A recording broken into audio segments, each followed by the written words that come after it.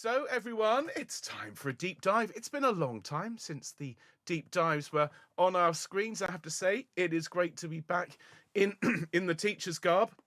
Now, this jacket doesn't have leather elbow patches on, but it may well has done. My background, as most of you will know, is as a music teacher. I ran music departments all around the southwest of the UK for many, many years, and it is still, I think, the thing that is nearest and dearest to my heart is to share the love of music and of education.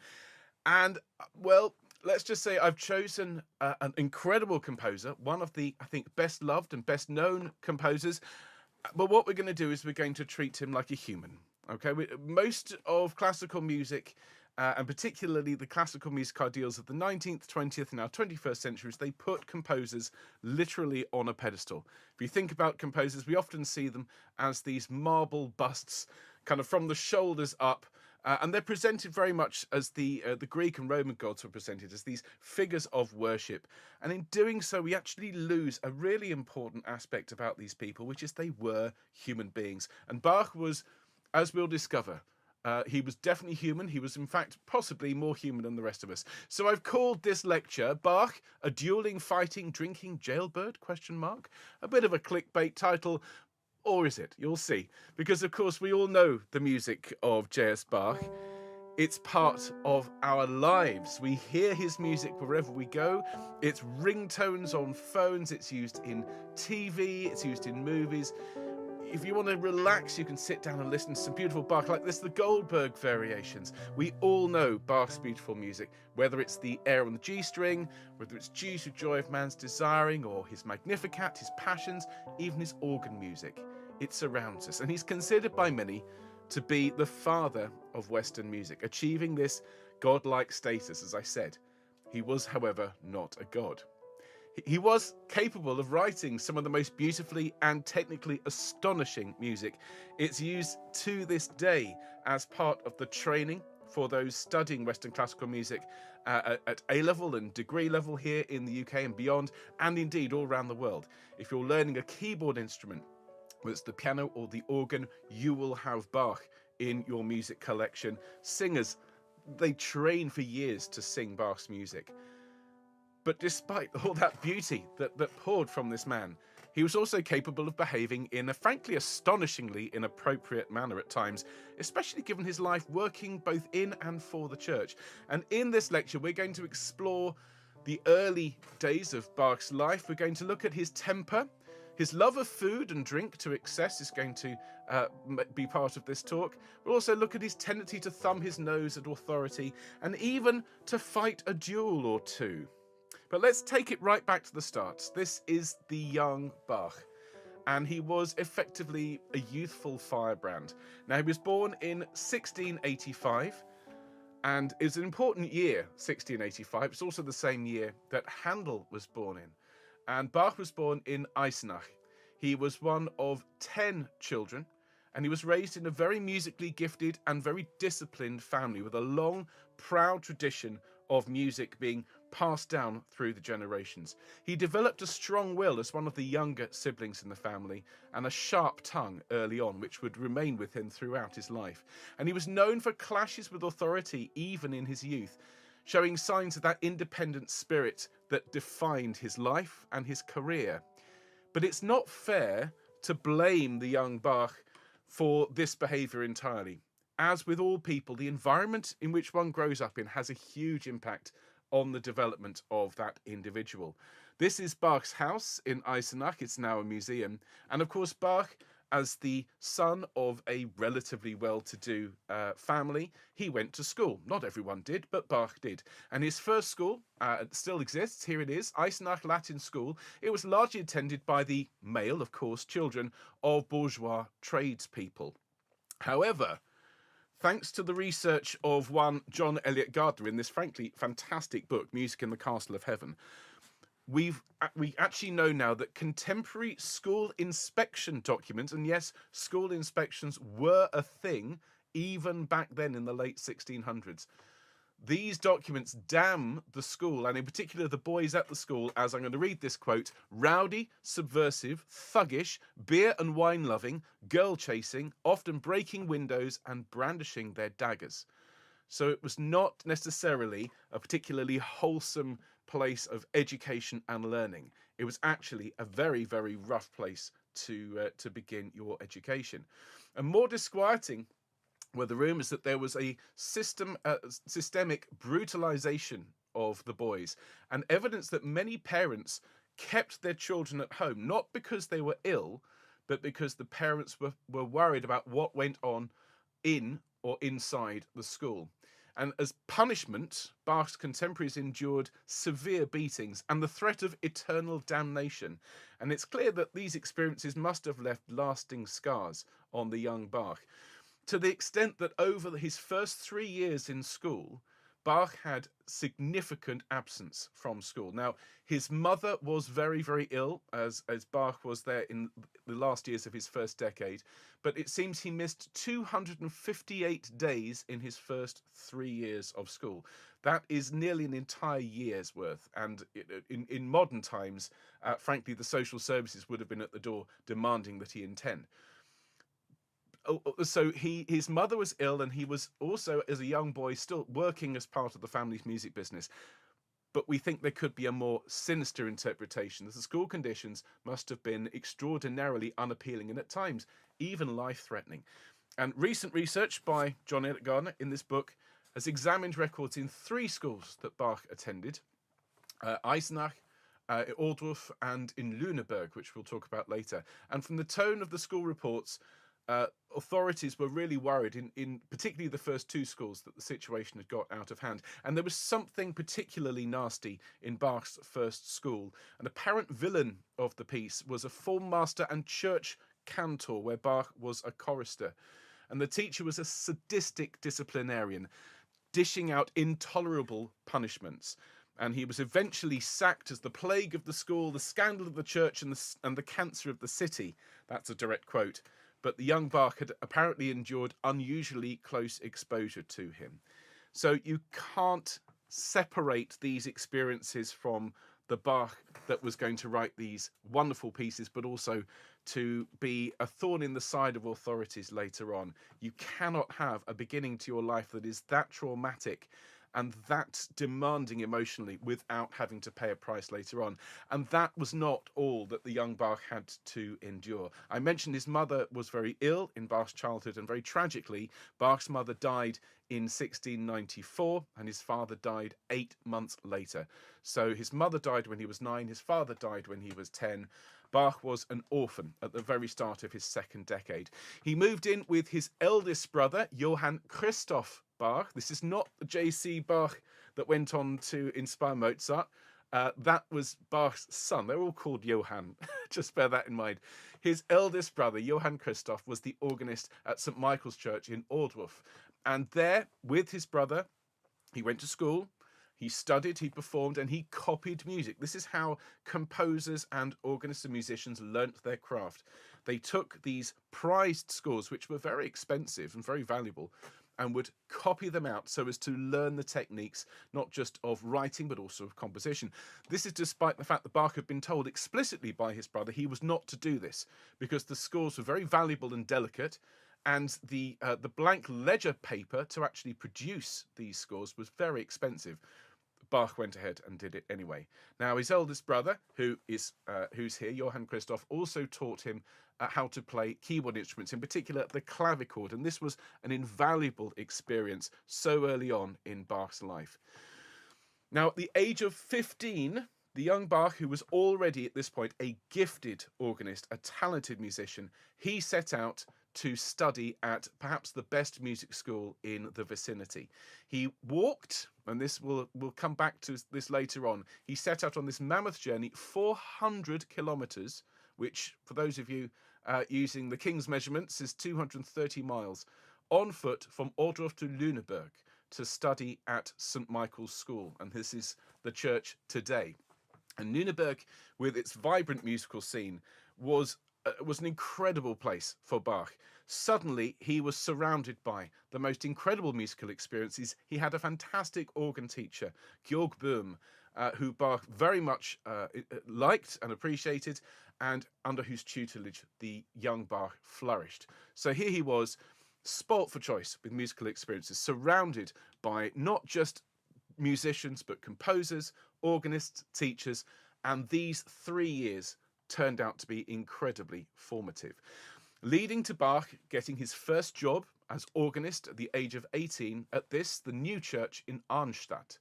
Now, he served there from 1703 to 1707, and the way he got the job really was that he was invited to come and inspect the new organ there that had been built by Johann Friedrich Wender. It was built in 1703, and the young Bach, already at this point, partly because of the family name, but also because of his accomplishments, he was the logical choice to travel to inspect and play the inaugural performance of this organ. And this is what it looks like here.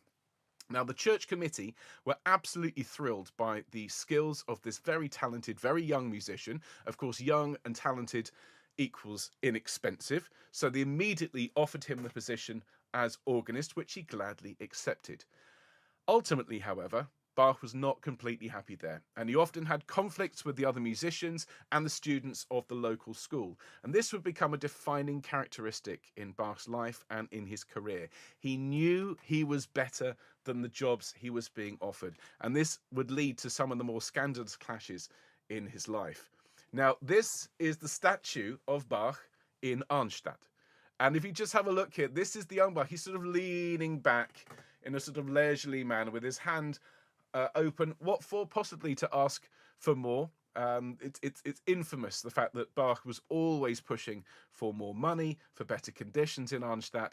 And unfortunately, he didn't enjoy his job, not just because of the conditions in the church, but because he didn't like students. He wasn't a fan of students, and unfortunately for him, the church in Arnstadt had a student choir and orchestra. There was no mention of having to take on these groups in his contract when he took on the job, but it turned out he was expected to teach and conduct them anyway. And so he resented the work. Who wouldn't? Partly because he wasn't getting paid for it, but partly because they weren't very good. Additionally, discipline was a major problem with these students. And we've already discussed that Bach, as a young boy, had encountered bad behaviour in his schools, and he'd have had to have toughened up, but frankly, that experience would have set him up to not enjoy rowdy and bawdy behaviour. And quite a lot of these students, what made things particularly difficult, was that they were older than Bach. So very few of them were inclined to follow his orders. And so the relationship steadily got worse. Now, this statue, here's another view of it, and it is in the market square in Arnstadt, which I think is a very interesting choice of location, because this is one of the more scandalous affairs in Bach's life. One evening, as Bach was returning home with his cousin Barbara Katerina, he was crossing the market square where this statue in Arnstadt resides, and he saw a group of students sitting in the corner. These were, of course, Bach's students, and one of them ran after them to catch him up. And Bach turned, and to his horror, he saw this man who was taller than him, towering over him, brandishing a large, heavy stick. Now, this student's name was Geisbach, and he was a bassoonist in the student orchestra, and he had a particular bone to pick with Bach. And at this point, I'm going to put on a particular piece of music, which will set the scene for this. So Geisbach demanded, "Why have you been making abusive remarks about me?" Bach, immediately on the defensive, said he hadn't, and even if he had, no one could prove anything. "You may not have insulted me," said Geisbach, fuming, "but you have insulted my bassoon, and anyone who insults my bassoon insults me." Now, Bach didn't like the way this was going. His disgruntled student was getting more and more angry. And finally, Geisbach yelled, "You dirty dog," and began hitting the composer with his stick. Now, given Bach's unpopularity with the students, he was quite used to being assaulted verbally, but he'd also had a fair few threats of physical violence. And given his early school life, well, it was quite sensible. He'd actually started taking to carrying a fairly substantial dagger in his belt, just in case things got out of hand. He reached down for the dagger to engage Geisbach, who saw what he was doing.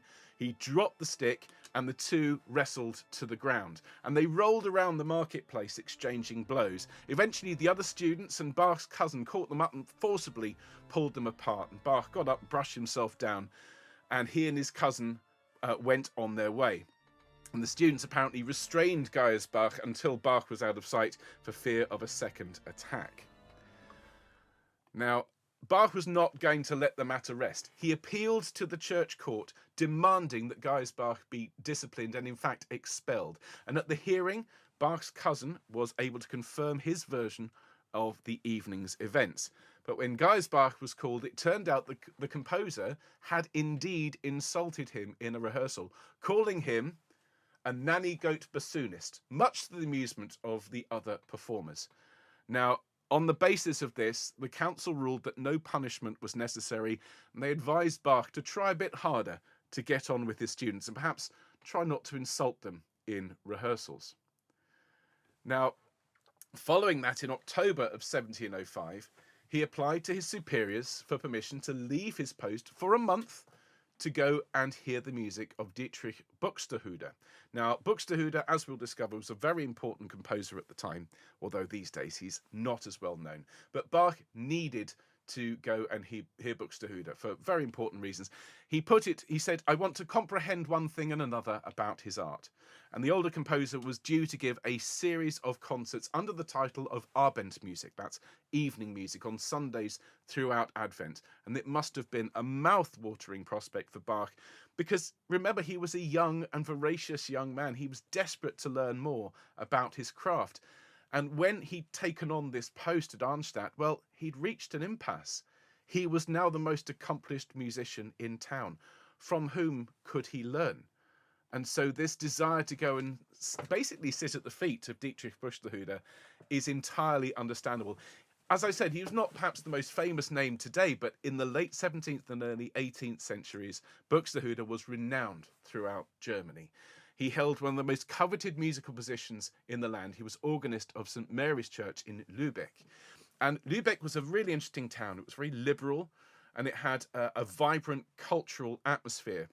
And it was a free imperial city, and it had quite a lot of autonomy. And this meant that Buxtehude, unlike a lot of composers of his time, was not tied to one particular court. He had freedoms to travel and teach and develop his skills, in addition to his duties as town organist. And so, with this artistic freedom grew the daring nature of his music, the experimentation. This led to other composers wanting to come and visit him, including Handel and Telemann. But of course, Bach was particularly keen to come and learn from him because of this atmosphere in Arnstadt, which, as we've already discussed, wasn't particularly friendly, wasn't teaching him anything. And so, again, Bach set out on foot to travel pretty much, again, 400 kilometers to go and see and visit Buxtehude. And this is the journey today. Obviously, the big main roads don't exist. We're still talking about the best part of a week to actually make the journey. But we do know that it was worth it. He met Buxtehude. We know that he played the organ and sometimes even the violin in these Abendmusik concerts. Some historians speculate that Buxtehude may even have offered Bach his daughter's hand in marriage. And this was a deal that came along with his job as Lübeck organist, which Handel had been offered the very same deal but had refused. So there's a lot of incentives for Bach to stay in Lübeck, to take over from Buxtehude, to marry his daughter. But Bach realized that he was actually very, very overdue to return home. He had asked for a month's leave. In the end, it was well back into February of 1706 by the time he returned to Arnstadt. Over 4 months rather than the first month that he'd asked for. There was a subsequent disciplinary meeting with the church authorities, and he was once again castigated. And you can imagine at this point, Bach is desperate to leave. But there was still one further youthful indiscretion in Arnstadt, and this is infamous. This is just before he left. On November the 11th, 1706, the 21-year-old Bach was hauled once again before the Central Council of Arnstadt's church, and the panel of stern clerics demanded to know why, by what right, he had recently caused, and this is a quote, an unfamiliar maiden, ein fremde Jungfer, to be invited into the choir loft and let her make music there. Now, it's important to note at this point that women were generally banned from participation in liturgical music at this point in history. But in some parts of Germany, they were allowed to sing so long as they remained hidden. And it seems that Bach had invited a young woman into the organ loft, that she had been allowed to play the organ, that she'd sung, and that there had been some other activities in the organ loft which the church authorities did not approve of. Now, the identity of this young woman has not emerged in the intervening 3 centuries, though there has been much speculation. The most commonly held belief is that this unidentified young woman was in fact Bach's second cousin, Maria Barbara Bach. Now, Bach would marry her a year later. We don't know that it was her, but the timing seems to be somewhat suspicious. And we don't even know whether this took place during a clandestine hour, or whether it was during a service. We just don't know. But the fact of the matter is that, yes, Bach would go on to marry his second cousin, Maria Barbara. And this was another scandal, even then. However, it's very clear that they were very, very much in love. He would father 7 children with Maria before she sadly died. He then married Anna Magdalena Bach and fathered a further 13 children with her, leading to some cheeky musicologists to make the observation that Bach's organ had no stops. Now, in the end, 9 of his children survived him, with 10 dying in infancy. Many of Bach's surviving children, of course, would go on to have a significant impact on the world of music. But let's return to the young Bach. We're going to jump forward from Arnstadt to 1713. Now, at this point, Bach was the organist and chamber musician of the court of Weimar, and he was angling for a promotion. Now, unfortunately, they already had a Kapellmeister and a Vice Kapellmeister. These are the directors of music. These are the big jobs that, frankly, any great musician would want. And upward mobility did not seem like much of an option for Bach. Now, luckily, at this point, 1713, he was called to Halle, which was the hometown, of course, of one Georg Friedrich Händel, once again to consult on the building of a brand new organ. And because by this point Bach was famous throughout the land as perhaps the greatest organist, certainly available to come and do this kind of work, he was put up in the city's best hotel, the Gasthof zum Goldenen Ring, and he had all his expenses paid for 2 weeks whilst he inspected this organ, performed on it, and so on. This is important. All expenses paid trip. Now, some of us have been lucky enough, I'm sure, to go away on business and perhaps have access to the corporate credit card.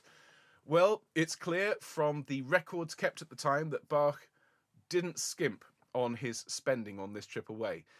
We know that he dined very well. A menu of one evening with his hosts included, I'm going to have to read this list and take a deep breath, because it was beef a la mode, pike in sardine butter, an entire smoked ham, a plate of peas, a plate of potatoes, spinach, grilled legs, plural, of mutton, canned lemon peels, canned cherries, warm asparagus salad, boiled pumpkin, green lettuce, spritzkuchen, butter, and an entire roast veal.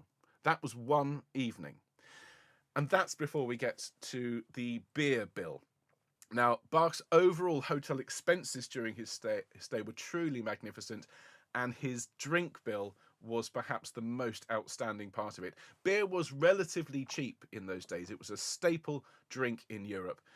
And we know that Bach paid for a total of, per day, he consumed 5 pints of beer per day. And this does not include his estimated 2 litres of brandy that he drank throughout the stay. And we can see here that this is 32 quarts consumed. This is an enormous amount of beer. Bach knew how to max out the corporate credit card and have a good time. He really did. Now, after he completed this consulting work and played an impromptu audition, the people in Halle offered him the job of organist, which he used to persuade his patron in Weimar to create a new job title for him. So basically, he sent word back to Weimar. They've asked me to stay. They've offered me this job. And so his patron created a new role, the Concertmeister, which basically meant he usurped the Vice Kapellmeister without having him fired, which is an excellent way of negotiating his contracts. Now, we've already spoken about one duel, impromptu duel, that Bach fought.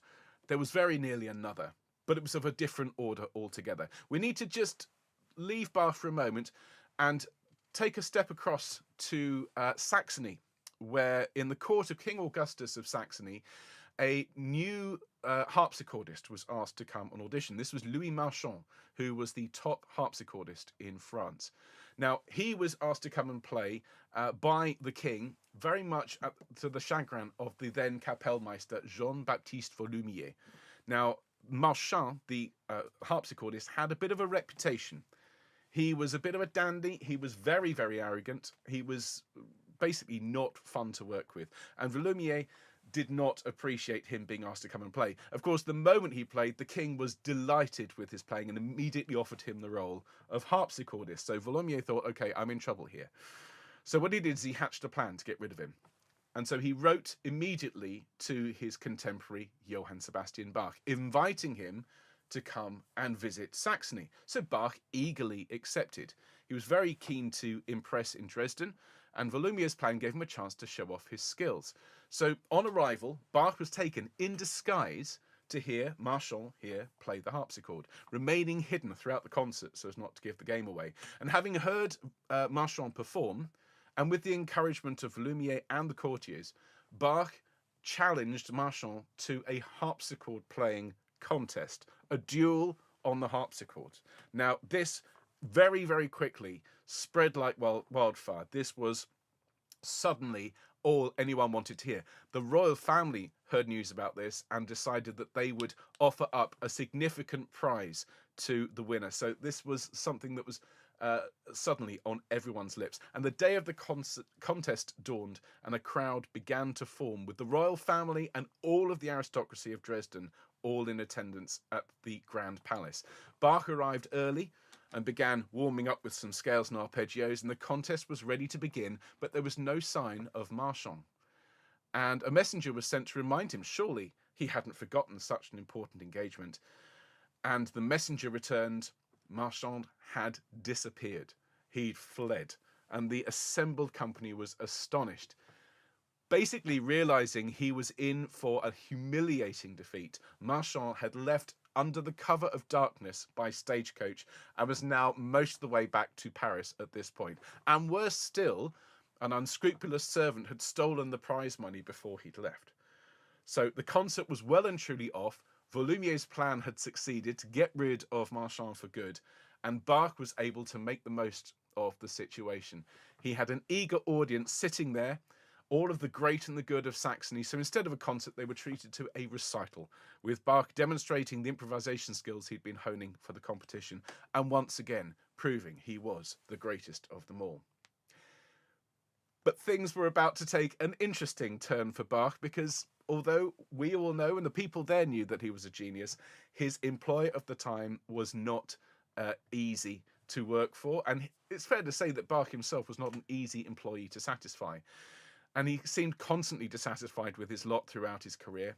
And in the autumn of 1717, very shortly after this event in Saxony, a bid to move jobs actually landed him in prison.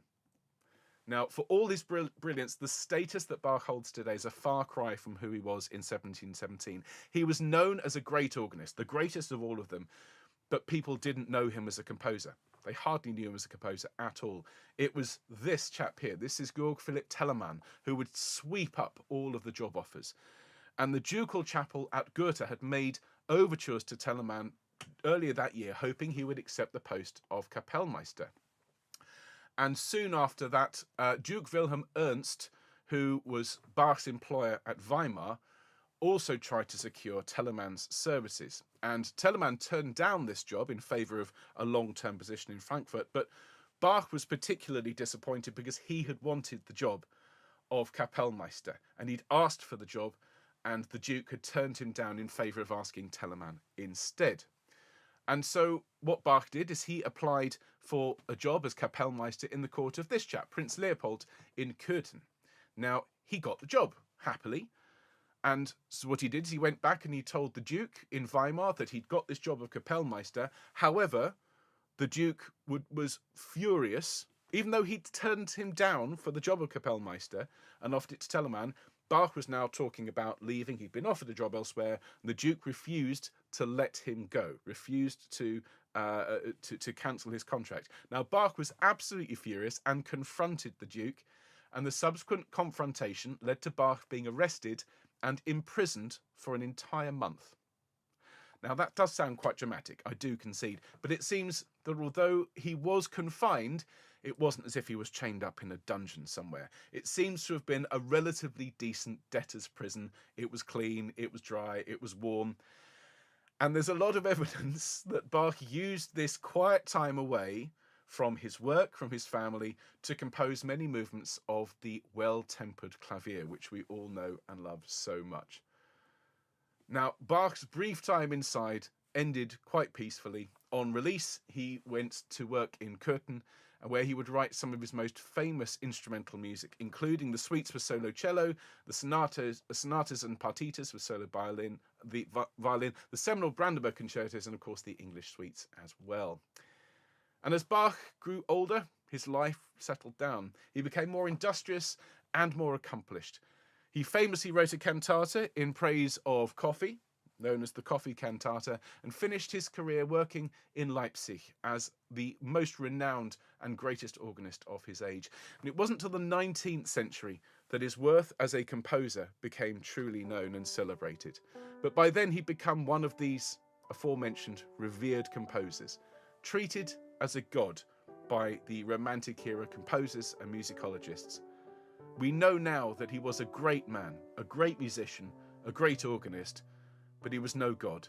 He was definitely human. He was as human as the rest of us. It's fair to say, possibly even slightly more so. So that, everyone, is our deep dive for this week. Bach, a dueling, fighting, drinking jailbird, possibly. A genius, without doubt. One of the greatest composers, one of the most influential musicians of our civilization. And so we take off our hats to him, or our headphones rather, and maybe raise a glass of coffee or maybe 32 quarts of beer later on in his honour, if you will. So if you've enjoyed it...